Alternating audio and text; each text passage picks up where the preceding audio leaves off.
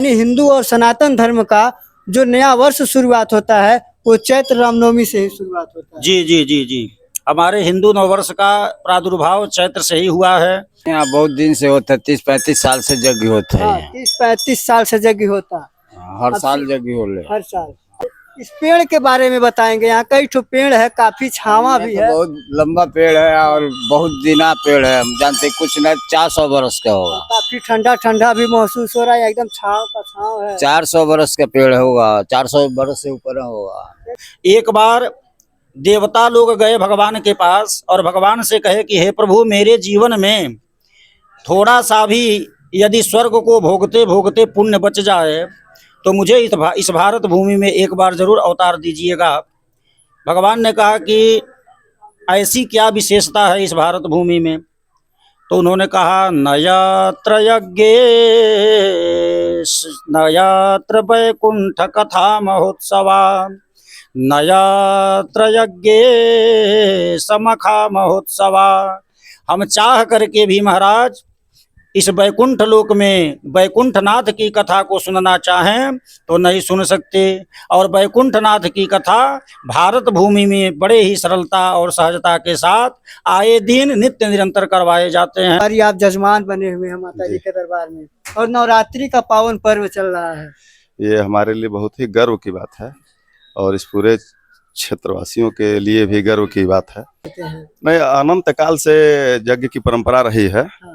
हमारे ग्रंथों में इस चीजें मिलती हैं और यज्ञ से किसी व्यक्ति विशेष का लाभ नहीं होता है, पूरे क्षेत्र का, प्रदेश का, देश का कल्याण होता है। इसलिए भगवान कहते हैं जननी जन्मभूमिश्च स्वर्गादपि गरीयसी अपि स्वर्णमयी लंका न में लक्ष्मण रोचते। हे लक्ष्मण, मुझे सोने का महल भी उतना प्रिय नहीं है जितना मैं अपने भारत भूमि से प्रेम करता हूँ। तो हम सब भारतवासियों के लिए, हम सब सनातनियों के लिए परम गौरव की बात है कि हम सब अपना नया वर्ष चैत्र की रामनवमी से प्रारंभ कर रहे हैं और राम जी का परम जन्मोत्सव मनाने का परम सौभाग्य हम सबको प्राप्त हुआ है।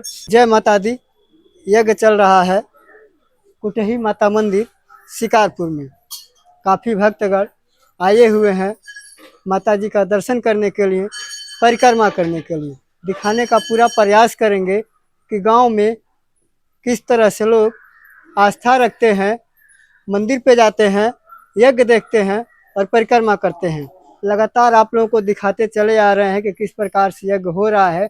लीला, रामलीला का नवरात्र चल रहा है। नवरात्र का आज 8वां दिन है। कुछ लोग व्रत हैं और व्रत रहने के साथ साथ यहाँ घूम करके परिक्रमा भी कर रहे हैं। माता जी का दरबार है और दरबार में आ करके यहाँ सर को झुकाते हैं और अपनी मन्नतें मांगते हैं और मन्नतें मांगने के बाद जब पूरी होती है तो बहुत बड़ा चढ़ावा करते हैं, मंदिर में कुछ दान करते हैं। ये गांव के लोगों की आस्था बनी रहती है। इस प्रकार से माता जी के दरबार में आज भी बहुत सारे भक्त आए हुए हैं और परिक्रमा कर रहे हैं। साथ साथ में आप लोग देख सकते हैं यहाँ पुजारी जी भी हैं। इनसे भी हम कुछ जानेंगे कि माता जी के दरबार में और इस नवरात्र के पावन अवसर पर कब से यज्ञ हो रहा है और कब समाप्ति है, कब पूर्णाहुति है और लोगों के लिए क्या व्यवस्थाएं बनी रहेंगी पूर्णाहुति के दिन भी। बाबा का नाम होई? साधु राधे श्याम। कितना दिन से मंदिर पे बानी आप? 18-19 साल हो गई। 18-19 साल हो गए। का कहब यहाँ बहुत दिन से होता है, 30-35 साल से यज्ञ होता है। 30-35 साल से यज्ञ होता। हर साल यज्ञ हो ले। हर साल। अब सी बार फिर नवरात्र में भक्त लोग आवत का कहब? हाँ, बहुत बढ़िया से आवत है लोग। हाँ, माता जी के आस्था के बारे में कुछ बताइए। माता जी के आस्था में माता जी बहुत जागता माता है इन्हें जवार में, और जवार के लोग माता जी के यहाँ सम्मान कराला। हाँ, हरदम भीड़ भड़का यहाँ बराबर 24 घंटा देख देखैया, शादी ब्याह सब कुछ यहाँ व्यवस्था होला। सब कुछ व्यवस्था होला। हाँ, एक बार आप ऊपर दिखाइए। इस पेड़ के बारे में बताएंगे। यहाँ कई ठो पेड़ है, काफी छावा भी है। बहुत लंबा पेड़ है और बहुत दिना पेड़ है, हम जानते कुछ नहीं 400 बरस का होगा। काफी ठंडा ठंडा भी महसूस हो रहा है, एकदम छाव का छाव है। 400 बरस का पेड़ होगा, 400 बरस से ऊपर होगा। माता जी के दरबार में आने के बाद यहाँ धूप नहीं लगता है? नहीं, धूप नहीं लगता है, यहाँ ठंडे ठंडे रहता है। हाँ, ठंडा ठंडा लगता है। आइए आगे भी दिखाएंगे आप लोगों को कि माता जी का दरबार है और बहुत सारे भक्त आए हुए हैं माता जी के दरबार में। धूप अगरबत्ती भी जला रहे हैं। एक बारी हम आप लोगों को दिखा दें कि जो यज्ञ में जजमान है, जो हवन कुंड बना हुआ है, एक बारी आप दिखाइए कि यहाँ से यज्ञ का हवन होता है और बाबा जी लोग भी बैठे हुए हैं जो हवन कराते हैं, तब जाकर के यज्ञ सफल होता है। ये गांव में इस प्रकार से, एक बार इधर आप दिखाइए कि किस प्रकार से परिक्रमा कर रहे लोग, आस्था रखे हुए गांव के लोग आए हुए हैं और माता जी के दरबार में परिक्रमा कर रहे हैं।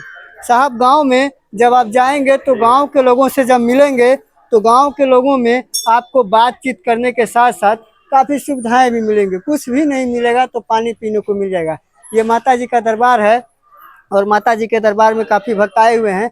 यहाँ कई ठो पेड़ भी हैं, बड़े बड़े पेड़ हैं और उस पेड़ों के छांव में यहाँ जितनी ठंडी हवा लगती है, नवरात्रि का समय है, ठंड का मौसम बना रहता है, गर्मियों में भी लोग यहाँ ठंडी में नहीं धूप का आनंद लेने गर्मी में भी आते हैं माता जी के दरबार में और पेड़ के छांव के नीचे बैठते हैं और माता जी का दर्शन भी करते हैं। एक छोटा सा प्रयास हम कर रहे थे कि माता जी के दरबार में किस प्रकार से लोग यहाँ माता जी के दरबार में आस्था रखते हैं। और आइए, यहाँ जजमान भी हैं, माता जी का किस प्रकार से पूजा कर रहे हैं, इनसे भी हम जानेंगे। क्या कहेंगे, इस बार आप जजमान बने हुए हैं माता जी के दरबार में और नवरात्रि का पावन पर्व चल रहा है। ये हमारे लिए बहुत ही गर्व की बात है और इस पूरे क्षेत्रवासियों के लिए भी गर्व की बात है कि हमारे यहाँ यज्ञ हो रहा है और ये हमारे लिए विशेष सौभाग्य की बात है कि हम इस यज्ञ में यजमान की भूमिका माता रानी के द्वारा प्रदान की गई है।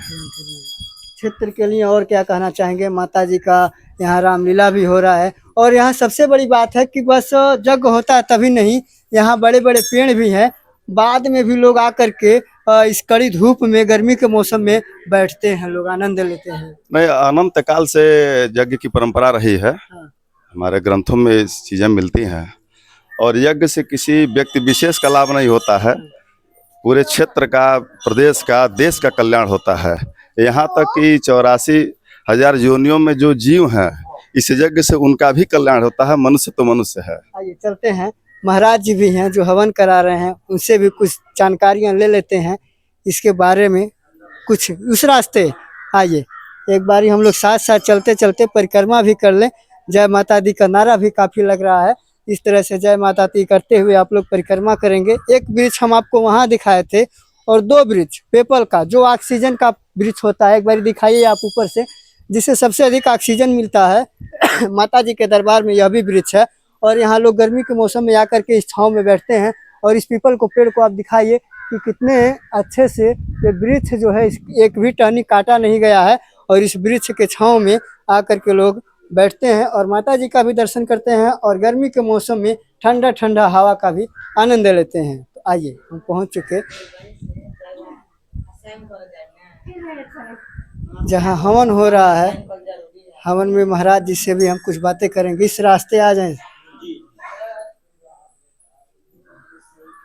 सबसे पहले जय माता दी आपके। माता दी। और बताएं, यज्ञ भइले से कितना लाभ होला, इस चीज के बारे में बताएं लोग के। ये यज्ञ के नाना प्रकार के लाभ हैं, यह शब्दों से बताया नहीं जा सकता। वैसे नवरात्र, चैत्र के नवरात्र में सतचंडी महायज्ञ जैसे महोत्सव करने से नाना प्रकार के लाभ हैं। जैसे दुर्गा सप्तशती में वर्णन आया है कि दुर्वृत्ताणाम शेषाणाम बलहानि करम परम रक्षो भूत पिशाचानाम पठना देवनाशनम। माँ अम्बा में इतनी सामर्थ्यता है, यह जगत विदित है, एक शब्दों से बताने की आवश्यकता नहीं है। फिर भी यह सतचंडी महायज्ञ और दुर्गा आराधना रामचंद्र जी अपने जीवन में किए थे। दशरथ जी महाराज, जब दशरथ जी महाराज को पुत्र नहीं हो रहा था तो वशिष्ठ जी महाराज ने उनको सलाह दिया था कि दुर्गा अर्चन करिए और दुर्गा अर्चन करने मात्र से ही माता रानी की ऐसी अनुकंपा हुई कि चैत्र के ही महीने में राजा रामचंद्र जी का प्रादुर्भाव हुआ, जो कल नवमी में हम सब राम जन्म उत्सव मनाएंगे। और ये नाना प्रकार के श्री रामचंद्र जी के जमाने से सतचंडी महायज्ञ की महत्ता चली आ रही है। अकाल मृत्यु कभी नहीं होता है सतचंडी महायज्ञ करने से। यह नाना प्रकार की जो भूत प्रेत की बाधाएं होती है, भूत प्रेत पिशाच कुष्मांड डाकिनी शाकिनी पिशाचनी ग्रह बैताल आदि दोष जैसे आते हैं, जिस क्षेत्र में सतचंडी महायज्ञ होता है उस क्षेत्र में कभी भूत प्रेत दोष नहीं होता है, कभी अकाल मृत्यु नहीं होता है, कभी अकाल नहीं पड़ता है। वैसे जो यज्ञ की अनेक प्रकार की विशेषताएं बताई गई हैं। महाराज जी अनेक विशेषताएं हैं। और परिक्रमा करने से क्या लाभ होता है और परिक्रमा करने से शुद्धता क्या होता है? देखिए, परिक्रमा करने से होता है, पहले तो लिखा है कि दृष्ट्वा श्रीमद् भागवत पुराण प्रक्रमेत सम्मुखम यः पदे पदे अश्वमेधस्य फलम प्राप्नोत्य संशयम। ऐसा पुराणों का वचन है कि जहाँ जहाँ ऐसे महायज्ञ होते हैं, ऐसे सुनहरे महोत्सव होते हैं, वहाँ जा कर के परिक्रमा करने मात्र से जो ही हम मन को बनाते हैं कि हमें उस सतचंडी महायज्ञ में जा कर के परिक्रमा करना है, तो पदे पदे अश्वमेधस्य, यह संकल्प करके जब हम घर से आते हैं तो एक एक कदम पर एक एक अश्वमेध यज्ञ करने का सुकृत मिलता है, पुण्य मिलता है।